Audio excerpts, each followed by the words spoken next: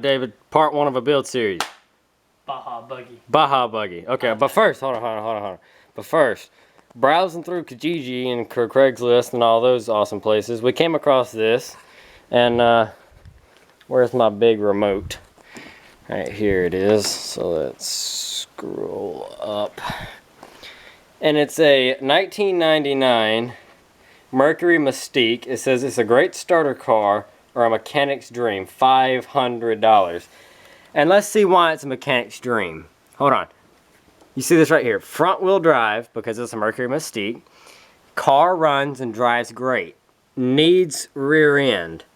Getting it towed would be the safe option. $500 firm. Motor and transmission alone are worth that.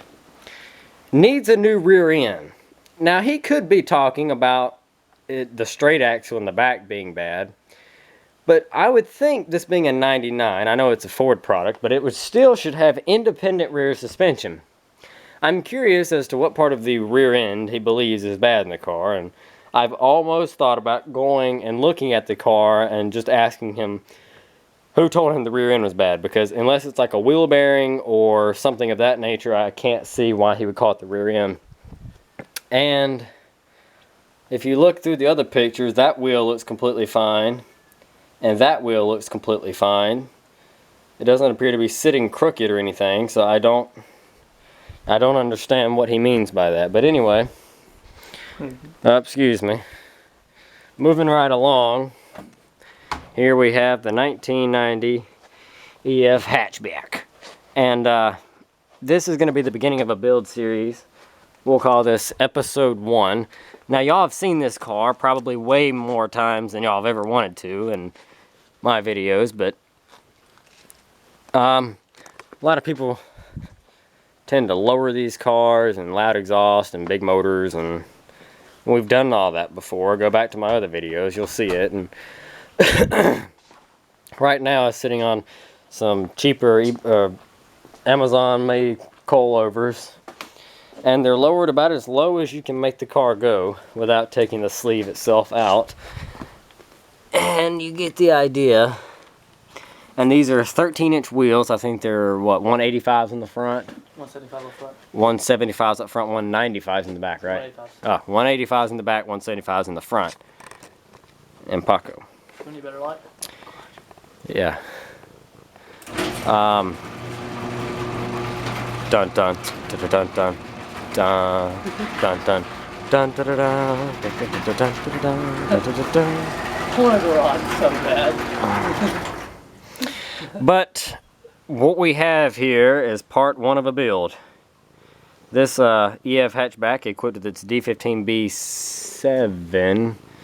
It's had so many I don't remember. All the same motor. Yeah, pretty much. And here's the other motor we just pulled out of it not long ago. The other D15B7. But anyway, here it is in all its glory, and what we have right here on the ground is suspension off of our red 4-door EG sedan, the 90, I think it was a 95 Civic. Y'all remember that one? It was the one we drove forever and a half to get. Sat in the backyard for a while, we brought it back to life and then parted it out. Well, yeah, that's the suspension off of it.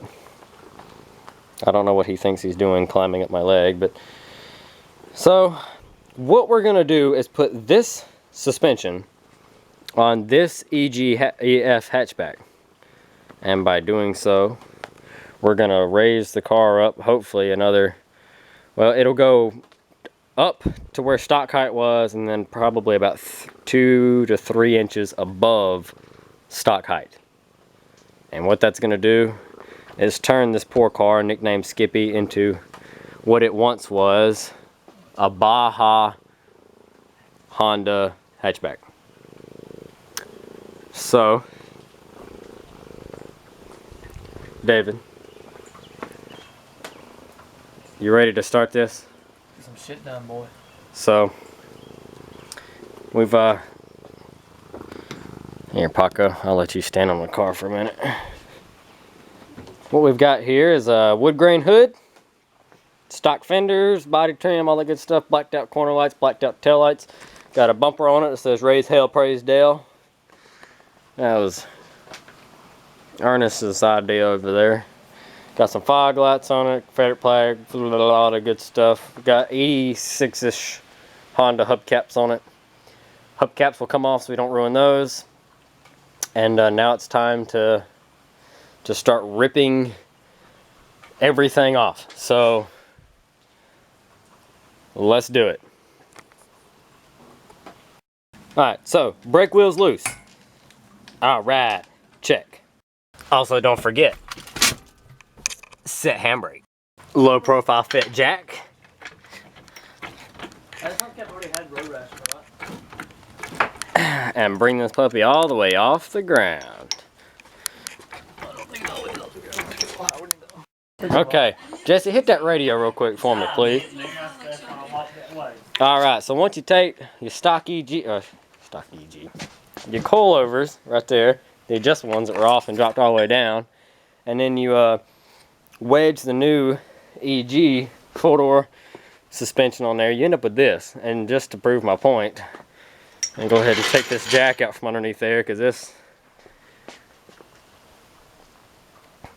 we haven't got to the other side yet. This is just with this. So let me get by David before he takes his picture. But even in the back now, you've got. So do I need to borrow your jet and change the oil now? I mean, this is just the one side, and that wheel's not cocked over. It's just the way it's sitting. It is just so perfect. Oh man, that clearance is just ridiculous.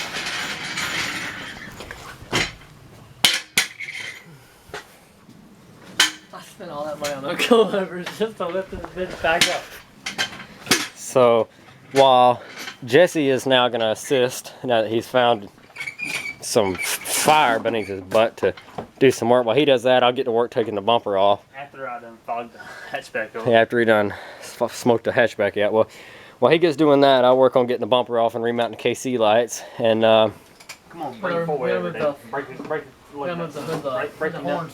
and we got to hook the horns up. Yeah, we need to hook the horns the up. train horns. On So the light. yeah, Behind the lights where the horns don't get wet, where the expressway moves for. Come on, man.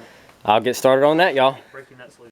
Okay, so another thing, in order to get the bumper off, we're going to take this green piece of trim off. Now before, I didn't even think about this, but some people are going to be mad because we're kind of ruining, hold on, focus camera. Because it looks like we're killing an EF hatchback, but in reality, David, explain what hell this car has made it through. 4 motors, ran into somebody with it, explains the color parts here. Let's see what else. Motors, the interior's halfway gutted out of it. It's still leaking fluid even with a new engine. It's been wrecked. I'm sure the frame's bent somewhere. The floor pans are torn to piss. The body's not that straight. And we have 2 more at the house, right? Exactly. Okay, so this it's not really doing that much damage, right? Nope. All right. Nice car. It's off-road autocross. No, not even. Fuck it. So, like, if you look, I pulled that brace off, and we have one of the factory bolts missing that one of the factory bolts missing that one, that one's barely in there, missing that one, and one of the factory bolts in there. So it's not like it's hurting much. So we're just gonna go ahead and take the front bumper off for extra clearance, and he's cutting them bitches off so we can get to it. So like I said, Honda people, don't be all that upset. We've got more of these. You've seen this car over the years. This is just, dude, it's been a year, so it's not like we're hurting it. And everybody knows we'll end up fixing it again some other way in a couple months. So you gotta find a way to rig my fucking corner light, my lights to work inside that bumper. I will. That's all I'm saying. All right, guys. So anyway, trim piece off, bumper's coming off, and then we'll get back. All right, and after a little bit of cutting some zip ties and undoing some wiring that's in here, there's the air horns you can see, and then zip ties and all that good stuff. So now the bumper's off, so now we can get to work at remounting the corner lights into the metal piece, which you can see is still bent all. I didn't realize how bad it was bent. Dude, I didn't realize it, but look at this. This piece we put on here is bent. This side's tucked in right here, and this side pushes out at the top. So we put a bent one on there to start with. All right, well, I'll get to work putting that back either. All right, so what we've done is, not yet, David. I've got all the wiring in here all taped up neatly. This is the compressor to run our 2 air horns right here. And then over here I've done the wiring for the little mini fog lights that were already on the car and the bumper. And I've got all the wiring neatly taped up back in there. Alright, so David, do the fog lights. We'll see how those look. Alright, now try the horns. Alright, and then for the corner lights and everything, we took the existing lights and I've got them zip tied up inside the cutout in the bumper. So put your 4-ways on. And look at that, corners lighting up, inside lighting up. All of them beautiful, beautiful, beautiful, beautiful. Alright, so I've got this side of the suspension on here. That side's jacked up. The jack's not holding the car up. I'm going to pull it out so I can show you. This is just all the clearance it really has now. So, David, turn the wheel straight, please.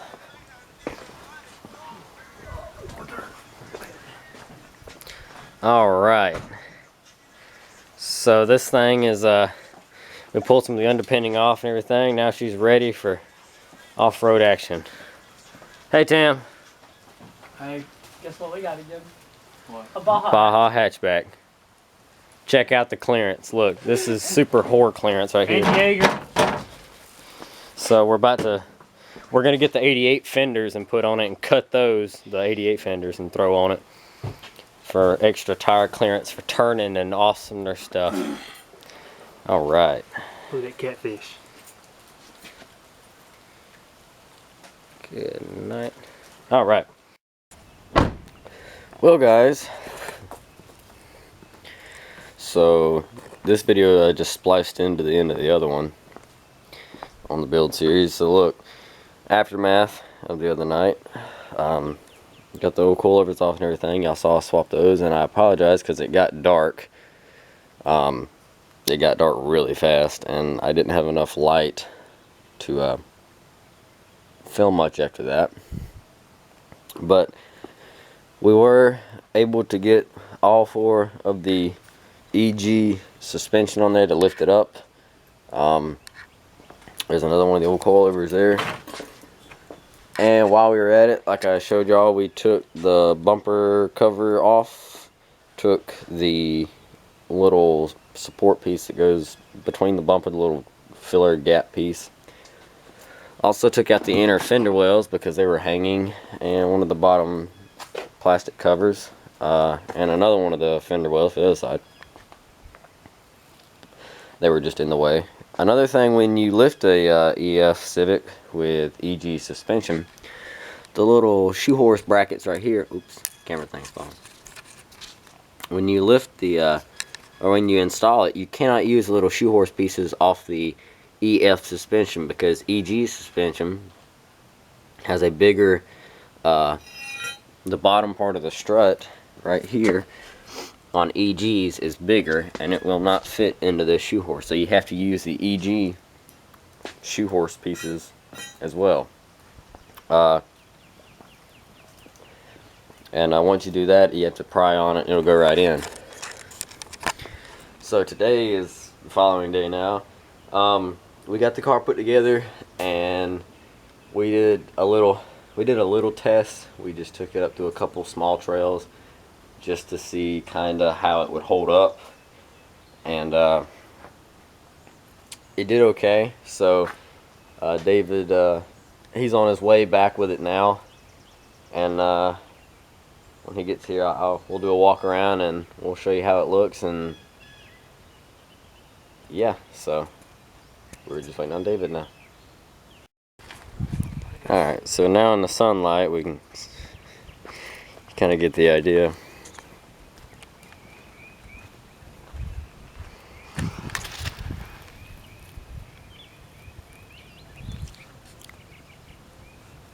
Now, for whatever reason, I haven't figured it out yet, but every time we lift one, the EF suspension doesn't always go up as high as it does in the front. So the back always ends up a little bit lower. But it's still got a lot of clearance. So I'm thinking about seeing if we can get some fence posts to put in the bottom of the struts on this side to raise the back up even with the front. But the big thing is, as long as the oil pan is clearing everything, then in theory you're good. So, and it's got plenty of clearance.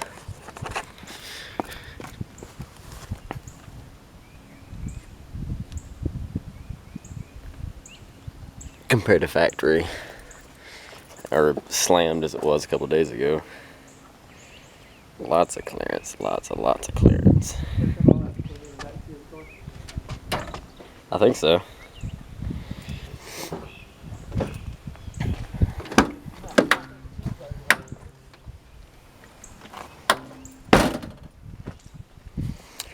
So then we had a blowout, so we had to change the spares to the spares on there. And but yeah, part one, this is all that'll be in this video now. We've got it lifted. We've got the corner lights zip tied into place for now till I can maybe find, or turn signals I should say, until I can find some maybe a different style turn signals, something maybe cooler, like some little metal cage over it or something to put in there, some wire mesh, I don't know. And that'll just keep them out of the way. But see, because they're, if you look above, they're recessed in the bumper, so you can smack whatever you want. And this is the factory bumper brace that's underneath all the EFs.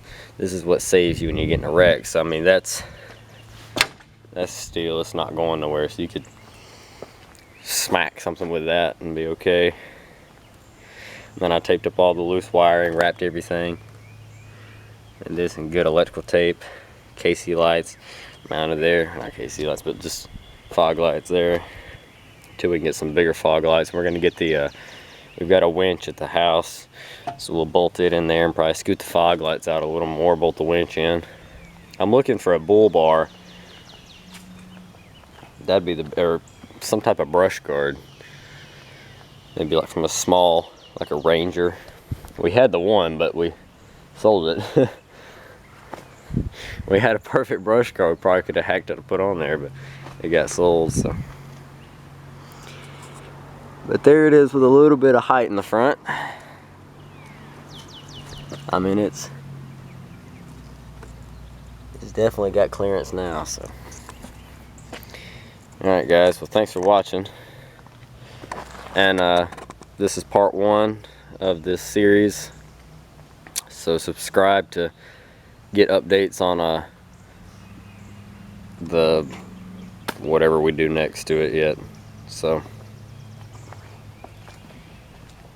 but yep.